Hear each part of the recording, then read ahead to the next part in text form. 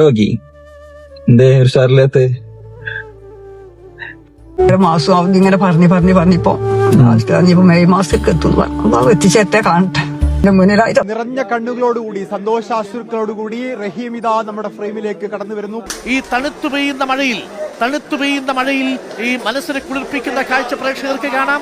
ബോച്ചയെ കണ്ടു, എല്ലാവർക്കും കൈവീശി അഭിവാദ്യം അർപ്പിക്കുകയാണ് അബ്ദുൾ റഹീം തിരികെ നാട്ടിലേക്ക് മടങ്ങിയിട്ടിരിക്കുന്നു. ഒരു മാതാവിന് ഒരു പെരുന്നാൾ ദിവസം കിട്ടാവുന്ന ലോകത്തിലെ ഏറ്റവും വലിയ സമ്മാനമാണ് ഇന്ന് കിട്ടിയിരിക്കുന്നത്. 20 വർഷം തന്റെ പൊന്നുമോന് വേണ്ടി കാത്തിരുന്ന് ചെയ്ത പ്രാർത്ഥനകളൊന്നും വെറുതെ ആയില്ല.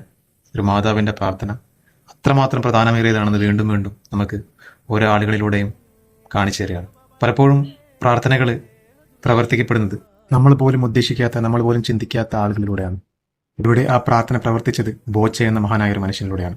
അദ്ദേഹത്തിനെ പറ്റി എന്തൊക്കെ അഭിപ്രായങ്ങൾ ഉണ്ടായിക്കോട്ടെ, പക്ഷെ ഇവിടെ അദ്ദേഹത്തിലൂടെ പ്രവർത്തിക്കപ്പെട്ടത് കേരളം മൊത്തം നോക്കിയിരുന്ന, കേരളത്തിലെ ജാതി മതഭേദമന്യേ ഈ ഒരു വിഷയത്തെ കണ്ടറിഞ്ഞ് സഹായിച്ച ഞാൻ ഉൾപ്പെടെയുള്ള ഓരോ വ്യക്തികളും, നിങ്ങൾ ഉൾപ്പെടെയുള്ള ഓരോ വ്യക്തികളുടെയും പ്രാർത്ഥനയും പ്രവർത്തനവുമാണ്. അതിന് ഇദ്ദേഹത്തെ എത്ര കണ്ട് അഭിനന്ദിച്ചാലും മതി വരാത്തതാണ്. അദ്ദേഹത്തിന്റെ ഈ പ്രവൃത്തി ഇനിയും ഒരുപാട് ആളുകൾക്ക് തന്റേതല്ലാത്ത കാരണത്താൽ ജയിലുകളിൽ, പ്രവാസ ലോകത്തൊക്കെ പെട്ടുകിടക്കുന്ന പല ആളുകൾക്കും രക്ഷപ്പെടാനുള്ള ഒരു വഴികൾ ഒരുക്കട്ടെ എന്നാണ് ആഗ്രഹിക്കുന്നത്. ഒന്ന് ആലോചിച്ച് നോക്ക്, 20 വർഷത്തോളം ഒരു ജയിലിൽ കിടക്കുക എന്ന് പറഞ്ഞാൽ അതൊരു വിദേശ രാജ്യത്ത്, അതും സ്വയം കരുതിക്കൂട്ടി തന്റേതല്ലാത്ത കാരണത്താൽ സംഭവിച്ചു പോയൊരു കൈപ്പിഴവ്.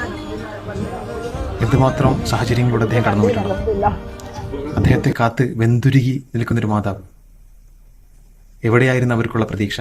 ആരായിരുന്നു അവർക്ക് സഹായിക്കാനുണ്ടായിരുന്നത്? ആരും പ്രതീക്ഷിക്കാത്ത രൂപത്തിൽ വന്നൊരു സഹായമല്ലേ അത്.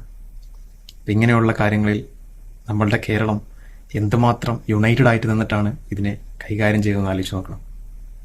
അത് മറ്റൊരു സ്ഥലത്തും ഇല്ലാത്ത, മറ്റൊരു സ്ഥലത്തും കാണാത്ത, കേരളത്തിന് മാത്രം അവകാശപ്പെടാവുന്ന തരത്തിലുള്ളൊരു ക്വാളിറ്റി കൂടിയാണ്.